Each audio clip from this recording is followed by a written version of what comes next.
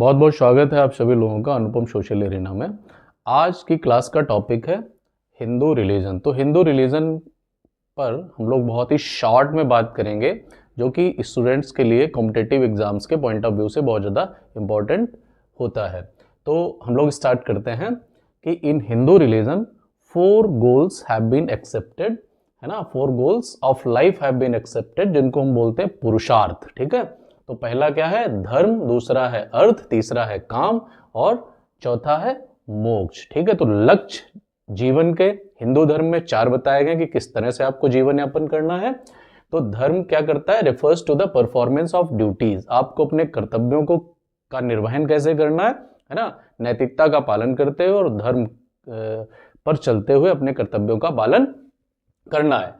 Second is earth. ठीक है, तो जीवन है, अर्थ की भी जरूरत पड़ेगी, यानी कि it refers to the business and economic activities. ठीक है, तो पैसे से रिलेटेड जो चीजें हैं, जो एक्टिविटीज हैं, they are related to this point artha. And third is kama, to lineage growth, है ना।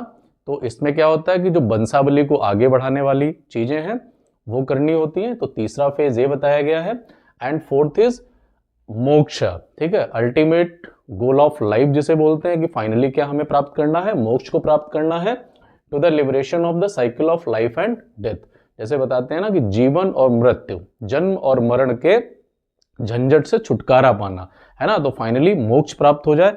जैसा कि बताया जाता है कि मनुष्य का जीवन, है ना, हिंदू रिलीजन में बताया जाता है कि 84 लाख योनियों में घूमने के बाद में हमें मिलता है मानव जीवन। तो हमें किस तरह से, है ना, नैतिकता का पालन करते हुए, धर्म का पालन करते हुए, अच्छाई का पालन करते हुए हमें जीवन का यापन करना है। ठीक है, तो जैसा मैंने बताया, moksha it has been accepted as the ultimate goal of life and what is the path to achieve this goal. ठीक है, मोक्षा को क्या क्या है पाथ, क्या क्या तरीके हैं? फर्स्ट इज ज्ञान मार्ग, सेकेंड इज कर्म मार्ग, थर्ड इज भक्ति मार्ग एंड फोर्थ इज योग मार्ग। ठीक है, ज्ञान मार्ग, ज्ञान के माध्यम से आप जो है मोक्ष को प्राप्त कर सकते हैं। कर्म आपका ऐसा होना चाहिए जिससे आप मोक्ष को प्राप्त कर सकते हैं। थर्ड इज भक्ति मार्ग। ठीक है, भगवान की भक्ति करके, ईश्वर की उपासना करके भी जो है वो मोक्ष को प्राप्त किया जाता है। एंड योग मार्ग। ठीक है, योग मार्ग मतलब जो है आत्म अनुशासन। ठीक है, वो करके आप जो है सत्य के मार्ग पर चलते हैं तो उसको योग बोला जाता है, योग मार्ग बोला जाता है, और इससे जो है मोक्ष को प्राप्त किया जाता है। और हिंदू धर्म में क्या होता है कि 4 आश्रम पद्धति बताई गई है। 4 आश्रम system have been accepted in Hindu religion. First is ब्रह्मचर्य, second is गृहस्थ, third is वानप्रस्थ and fourth is संन्यास। ब्रह्मचर्य मतलब जो भी ये चारों जो आश्रम सिस्टम बताए गए हैं, तो एक आश्रम सिस्टम का जो टाइम होता है वो 25 ईयर्स का होता है। ठीक है, एक एक का अलग अलग 25, 25, 25 एंड 25 ईयर्स का टाइम दिया गया है। ब्रह्मचर्य वाले में क्या करना है? आपको ज्ञानार्जन करना है। ठीक है, वेद पढ़ने, पुराण पढ़ने हैं। ठीक है, तो उस समय जो है वो गुरुकुल में जाकर के ये सब शिक्षा लेने का काम जो है वो ब्रह्मचर्य आश्रम में किया जाता था। एंड सेकेंड इज गृहस्थ आश्रम। ठीक है, तो उसके बाद में क्या आता है? आपको जो है वो शादी विवाह करना होता है, यानी मैरिज करना होता है, और जो है वो अपनी वंशावली को आगे बढ़ाना, और जो भी एक गृहस्थी के जो भी दायित्व होते हैं, रिस्पॉन्सिबिलिटीज होती हैं, वो पूरी करना। ठीक है, तो ये आ जाता है गृहस्थ आश्रम में। एंड थर्ड इज वानप्रस्थ आश्रम। वानप्रस्थ मतलब कि वन को चले जाना। वाण मतलब वन और प्रस्थ मतलब गमन कर जाना। ठीक है, अब उसमें क्या करना होता है कि आप जो है वो ज्ञान का प्रचार प्रसार करें, वेदों का प्रचार प्रसार करें घूम घूम कर।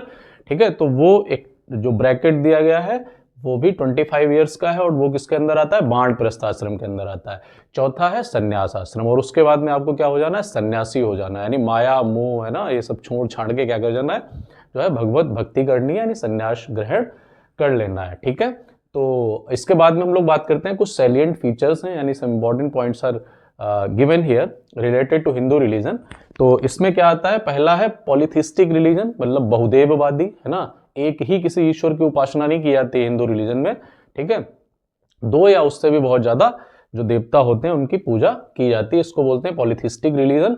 And second is both men and women are considered as deities. ठीक है, तो मेन क्या है? They are related to life. तो उसमें क्या आते हैं? पहले Brahma ji as a creator, उनको माना गया है कि भाई ये जो संसार है इसकी जो उत्पत्ति है ना, यहाँ पे जो भी है, ठीक है, चाहे वो कोई भी हो, उसकी उत्पत्ति जो है वो ब्रह्मा जी करते हैं। और विष्णु जी, है ना, एज अ नर्चर वो पालन करते हैं सभी का। ठीक है, and Shiva is destroyed. And final phase is, जो डिस्ट्रॉयर का होता है वो शिवाजी यानी शिव जी भगवान जो है वो उनकी रिस्पॉन्सिबिलिटी है ये। And fourth point is women link to the necessities of life of women. ठीक है, तो वेमेन डाइटीज कौन कौन सी जो है वो इसमें है जो कि लाइफ ऑफ वेमेन से रिलेटेड है। फर्स्ट इज सरस्वती माता, Saraswati ji goddess of knowledge, जिनको है ज्ञान की देवी कहा जाता है। And second is Lakshmi, goddess of wealth जिन्हें कहा जाता है। एंड दुर्गा जो कि गॉडेस ऑफ पावर। ठीक है, तो दुर्गा माता को गॉडेस ऑफ पावर बोला जाता है। ठीक है, ओके। नाउ नेचर वर्शिप, जैसा कि आप लोगों को पता है कि हिंदू रिलीजन में नेचर की वर्शिप जो है वो बहुत ही ज़्यादा डीपली एसोसिएटेड है। जैसे कि आप देखते हैं बहुत सारे प्लांट्स हैं, उनकी पूजा की जाती है। ठीक है, अलग अलग प्लांट्स हैं। और जैसे आप देखते हैं एनिमल्स की भी पूजा की जाती है हिंदू रिलीजन में। तो ये पूजा की जाती है चूंकि ये लोग जो है वो देवताओं से रिलेटेड होते हैं। और दूसरी चीज़ क्या होती है, जो एक आप देखेंगे एक कॉमन एस्पेक्ट जो आज की साइंटिफिक दुनिया का है, तो उसमें आ जाता है ना, an attempt to conservation of biodiversity, है ना। तो बायोडाइवर्सिटी का भी कंजर्वेशन इसके थ्रू होता है। ठीक है, क्योंकि इसमें इसको डिस्ट्रॉय नहीं किया जाता है। ठीक है, इनकी पूजा इवन करी जाती है। Belief in many religious text, जैसे कि आप देखते हैं वेदों की जो है वो वेद पढ़े जाते हैं, पुराण पढ़ी जाती हैं, है ना, भगवत गीता हो गई एंड रामायण। ठीक है, तो बहुत सारे ये जो कुछ इंपॉर्टेंट यहाँ पे दिए गए हैं जो कि रिलीजियस टेक्स्ट हैं इन हिंदू रिलीजन। और एक कॉन्सेप्ट है immortality of soul has been accepted, जैसा कि बताया जाता है कि हिंदू रिलीजन में एक्सेप्ट किया गया है कि जो आत्मा है ना वो अजर और अमर होती है ना, वो कभी मरती नहीं है। ये बॉडी है ये नष्ट होती है, लेकिन आत्मा कभी नष्ट नहीं होती है। ठीक है, तो आज के वीडियो में हम लोग इतना ही पढ़ेंगे। Thank you so much for watching this video.